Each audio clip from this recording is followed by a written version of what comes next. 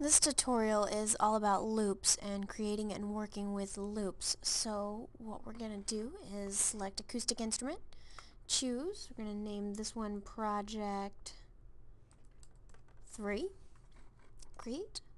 It's going to come up just like it did last time with our acoustic guitar. However, for our found sound, we're going to create a loop with that. So, plus sign. This is where you're going to want to select real instrument, because we're recording from an outside source, nothing plugged into the computer. So create, and here you go. I'm going to use a stapler for my found object to create my loop. So again, I'm going to leave the metronome on, but if you want it, right there it is. And I'm going to give myself 4 clicks, and then I'm going to make a little small loop.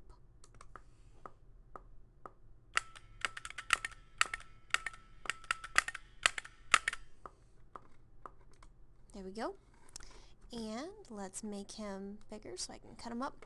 Before we put the, this would be right where I came in, so before we put the splice in this way, with the actual outside instruments, it has to be done with this button. With the scissor button, it's the splice tool.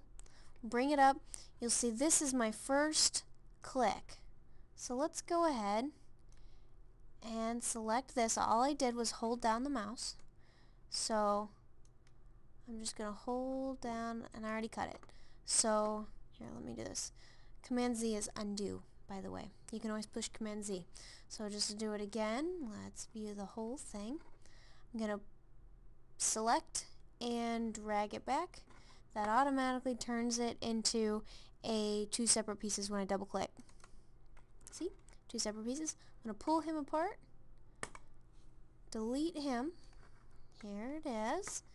And at the end, same thing. You have to click in the middle. It doesn't work if you click up here. That just moves it. So click in the middle and select to the end. There you go. And get rid of these little pieces right here. That's going to give me this.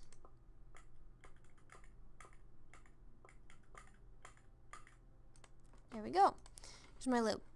Alright, so to create your loop, no matter how long your song is, Command C is copy, select outside somewhere, and paste, and then paste again, and then you can overlap those, or you can hit paste again, and you can keep going no matter how long you need your piece to be. Alright, for this one, if you're not using a keyboard input, we can bring up the keyboard again, and you can do it that way, or you can use a keyboard of your own, however you choose to get the music in there, but it has to be accompanied somehow. So for this, I'm just going to stick a couple loops in there. Okay, so let's find the loops. Your loops are going to be over here. Last time we saw the info button, now we're going for the eyeball. So, loops. This is your entire set for your loops. Okay, and to sample, thought I might be able to make that a little bit bigger. To sample, you can go ahead and select any of these. I'm going to go to all drums. It gives you everything that is percussion. Okay, and to sample, you can listen. Okay, it gives you the tempo of each one, the key if there is a key. There may not be for percussion, but you can tell that there are some with a key, which also, by the way, makes it really cool if you're doing some improv stuff. It gives you the key, everything like that to work with. Pretty cool. Alright, let's say I'm looking for him. Cool. Alright, to get him, I'm going to drag him straight over here and just drop. And he's in there. You can slide him around, that sort of thing. Okay?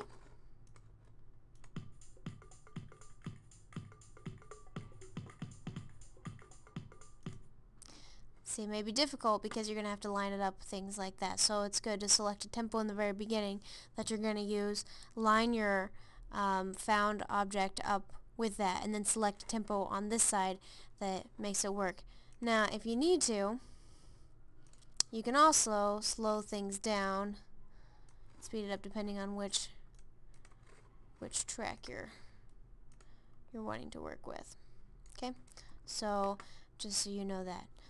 To extend it out longer, copy, paste, paste, paste, just like we did before. That'll work. And then to manipulate, once again, you can cut it up, select the middle, pull forward, chop that into 2 or 3 pieces, move it around. It's entirely up to whatever you'd like to do. These are all of your loops right here.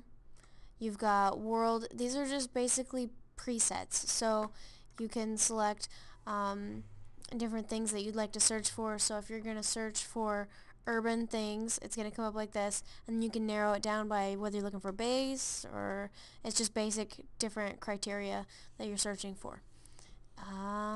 Down through here you'll see everything you got, and here's everything with more keys,